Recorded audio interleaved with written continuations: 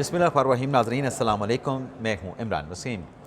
नाज़रीन, खैबर पख्तूनख्वा के वज़ीर आला सुहेल अफरीदी से मुतल्लिक़ जो चंग है, जो तफ़सीलात हैं, उन पर आने से पहले आपको ये बताते चलें कि पाकिस्तान तहरीक इंसाफ के सेक्रेटरी जनरल सलमान अकरम राजा, जिनका आज मुलाकातियों की फ़हरिस्त में नाम शामिल किया गया है, 2 बजे का वक्त है, लेकिन अडयाला जेल के बाहर पहुँचने से पहले PTI के सेक्रेटरी जनरल सलमान अकरम राजा साहब एक और महाज पे मौजूद हैं। अब जिस महाज पे सलमान अकरम राजा साहब ने हाज़िरी दी है, वहाँ पर इस बात का इम्कान है कि पाकिस्तान तहरीक इंसाफ को एक और नाकामी का, एक और शिकस्त का सामना करना पड़ेगा। अब वो महाज क्या है और शिकस्त वाली कहानी क्या है, और मैंने ये क्यों कहा कि पाकिस्तान तहरीक इंसाफ को नाकामी और शिकस्त का सामना करना पड़ेगा, कुछ देर के बाद जो डेवलपमेंट्स होने जा रही हैं उनकी डिटेल फिर नेक्स्ट व्लॉग में आपके साथ हम शेयर करेंगे और आपको बताएंगे कि ये किस महाज पर तहरीक इंसाफ को बड़ा झटका लगा है, बड़ा धचका पहुंचा है। बाकी सुहेल अफरीदी साहब की बात करें तो उनसे जुड़ी मुख्तलिफ ख़बरें हैं जिनकी डिटेल इस प्रोग्राम में आपके साथ हम शेयर करने जा रहे हैं। सबसे पहले तो बात कर लेते हैं जो NA 18 में तहरीक इंसाफ को शिकस्त हुई, मुस्लिम नवाज़ के MNA बाबर नवाज़ कामयाब हुए। अब वहाँ पर जो कोड ऑफ कंडक्ट की खिलाफ वर्जी का इल्ज़ाम था, जो सुहेल अफरीदी साहब वहाँ पे हल्के में गए या हल्के के बाहर उन्होंने खिताब किया, जलसा वहाँ पे मुनक़्क़िद किया गया, लेकिन इलेक्शन कमीशन ने नोटिस लिया कोड ऑफ कंडक्ट की खिलाफ वर्जी का। अब आज समाअत थी 13 जनवरी को और सुहेल अफरीदी साहब से जवाब मांगा गया था,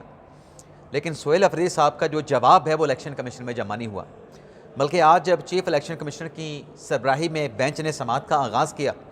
तो अफरीदी साहब के वकील ने कहा कि बाबर नवाज़ साहब की तरफ से जो जवाब जमा हुआ है उसकी कापी हमें फ़राहम नहीं की गई, जिस पर इलेक्शन कमीशन की जानिब से कहा गया कि सबसे पहले तो आपने जो बाबर नवाज़ की एप्लीकेशन है, आपने बाबर नवाज़ की एप्लीकेशन के ऊपर जवाब देना है। आप कह रहे हैं कि वो जवाब की कापी दे दें, पहले आप अपना जवाब तो दे दें, दूसरे के जवाब की कापी बाद में मांगिएगा। जिस पर सुहेल अफरीदी साहब के वकील ने कहा कि चलें फिर ऐसा करते हैं कि सबसे पहले दरख्वास्त के काबिल समाअत होने पे दलाइल का आगाज़ करते हैं, ये भी दलाइल दें, हम भी दलाइल देंगे। तो फिर केस के समाअत को 20 जनवरी तक मुलतवी कर दिया गया। यानी आज अफरीदी साहब के वकील साहब की वजह से या उनकी तैयारी ना होने की वजह से या अफरीदी साहब का जवाब ना आने की वजह से केस की समाअत की 1 हफ़्ते की तारीख पड़ गई है। अब कराची में तो पहुँच गए जनाब सुहेल अफरीदी साहब, यहाँ पर उनका जवाब नहीं आ सका।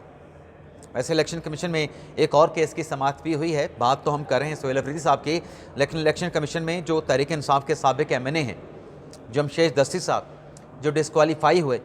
और फिर NA 175 में इलेक्शन कमीशन की जानिब से ज़िमनी इलेक्शन का शेड्यूल जारी किया गया, जिसे लाहौर हाई कोर्ट की जानिब से स्टे कर दिया गया था, हुक्म इम्तना दे दिया गया था। आज उस केस की समाअत हुई है, लेकिन आज इलेक्शन कमीशन ने जो जमशेद दस्ती के वकील थे उन्हें आर्गू करने से रोक दिया, उन्हें दलाइल करने से रोक दिया।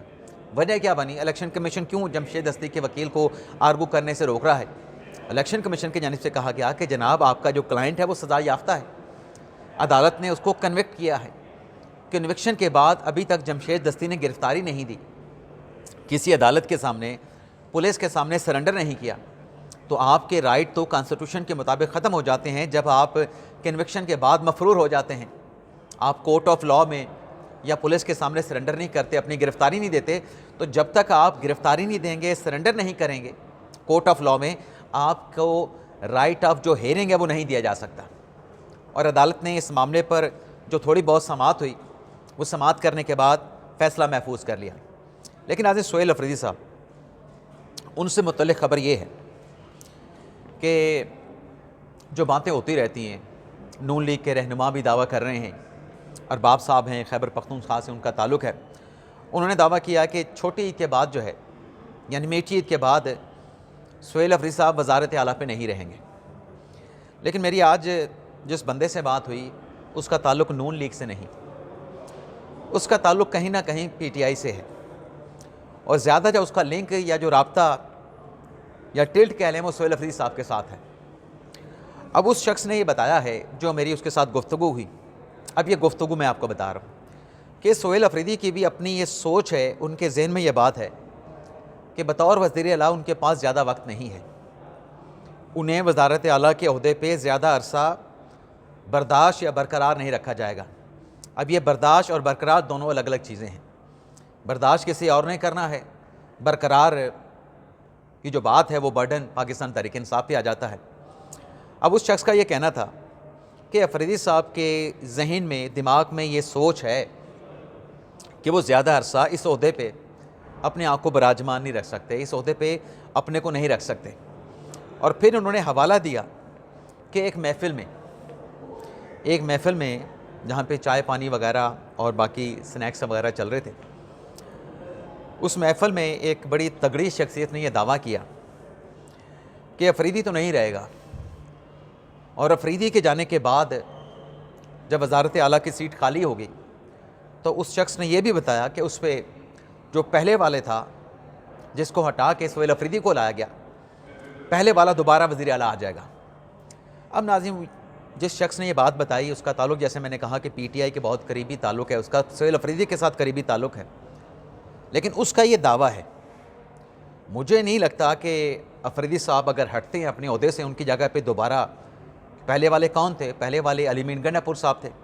کہ افریدی صاحب کو ہٹا کے پاکستان تحریک انصاف علی مین گنڈا پور کو لے کے آئے گی، مجھے ایسا لگتا نہیں۔ لیکن اس نے بڑے دعوے کے ساتھ کہا اور کہا کہ محفل میں ایک بات کی گئی اور بڑے تگڑے بندے نے بات کی، جس کا اپنا تعلق پاکستان تحریک انصاف سے، اسٹیبلشمنٹ کے ساتھ، پنڈی کے ساتھ اس کا کوئی تعلق نہیں۔ اور پھر اس کی طرف سے بتایا گیا کہ یہ جو دعویٰ کیا گیا ہے کہ علی امین گنڈا پور کو لایا جائے گا، مجبوری بن جائے گی پاکستان تحریک انصاف کی، میں نے اس کے ساتھ وہاں پر بھی اختلاف کیا اور آپ کے سامنے بھی کہہ رہا ہوں کہ مجھے ایسا نہیں لگتا۔ لیکن پاکستان ہے نا، پاکستان میں آج اگر کوئی فیصلہ نہیں ہے تو کل وہ فیصلہ ہو بھی سکتا ہے، کل وہ ڈیولپمنٹ ہو بھی سکتی ہے۔ پاکستان میں تو وہ چیز ہوتی ہے جو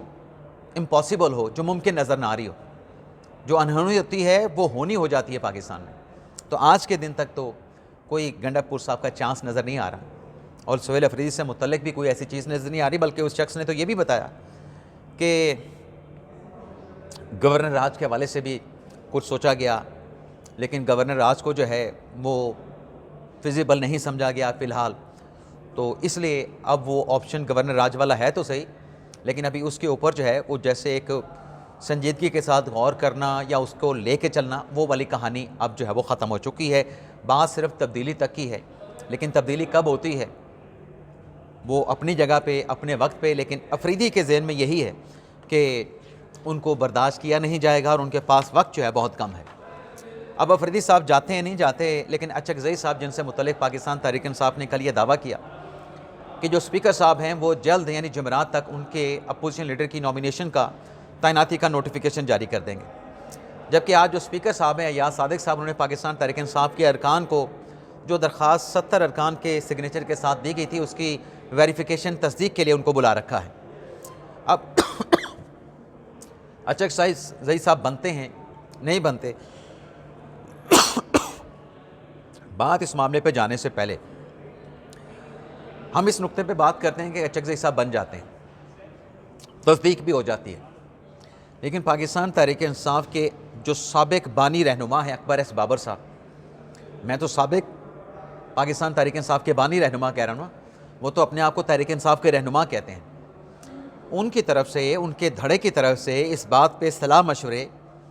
اس بات پہ غور و خوض، اس بات پہ مشاورت اور قانونی چارہ جوئی کا غور شروع کر دیا گیا ہے کہ اگر اچکزئی کو تحریک انصاف سے ہٹ کے اچکزئی صاحب کو اگر تحریک انصاف بنواتی ہے قومی اسمبلی میں اپوزیشن لیڈر، تو پھر جو یہ جو دھڑا ہے بانی رہنماؤں والا جس کو اکبر ایس بابر صاحب دیکھتے ہیں، وہ اس پہ پھر قانونی چارہ جوئی کرے گا، عدلیہ سے رجوع کرے گا۔ بلکہ یہ تو ذرائع سے خبر ہے نا کہ قانونی چارہ جوئی کے حوالے سے مشاورت اور صلاح مشورے ہو رہے ہیں۔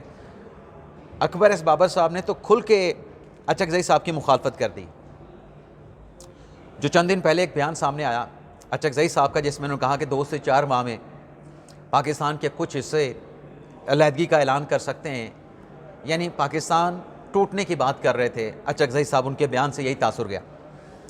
تو اکبر ایس بابر صاحب نے کہا کہ یہ تو بلی تھیلے سے باہر آ گئی ہے، یہ تو جو سوچ ہے کہ پاکستان ٹوٹ جائے گا، پاکستان میں کچھ حصے جو ہے وہ علیحدگی کا اعلان کر دیں گے، یہ سوچنا تک گناہ ہے، لیکن یہاں پہ بیانات دیے جا رہے ہیں کہ پاکستان ٹوٹ جائے گا، پاکستان کے کچھ حصے پاکستان سے الگ ہو جائیں گے، یہ تو سیدھی سیدھی ملک دشمنی ہے جس کا پردہ چاک ہو گیا ہے، یہ اکبر ایس بابر صاحب نے کہا۔ اور اکبر ایس بابر صاحب نے یہ بھی کہا کہ جب اچکزئی صاحب اقتدار میں ہوتے ہیں تب ان کے لیے آئین خطرے میں نہیں ہوتا، تب آئین بالکل درست ہوتا ہے، پورا خاندان اقتدار کے مزے لیتا ہے۔ لیکن جب اپوزیشن میں ہوتے ہیں پھر ان کو آئین، ملک، ہر چیز خطرے میں نظر آتی ہے۔ تو اچکزئی صاحب نے یہ کہا ہے کہ وقت آ گیا ہے کہ ایسا جو مفاد پرست ٹولہ ہے، جو ملک دشمن ٹولہ ہے،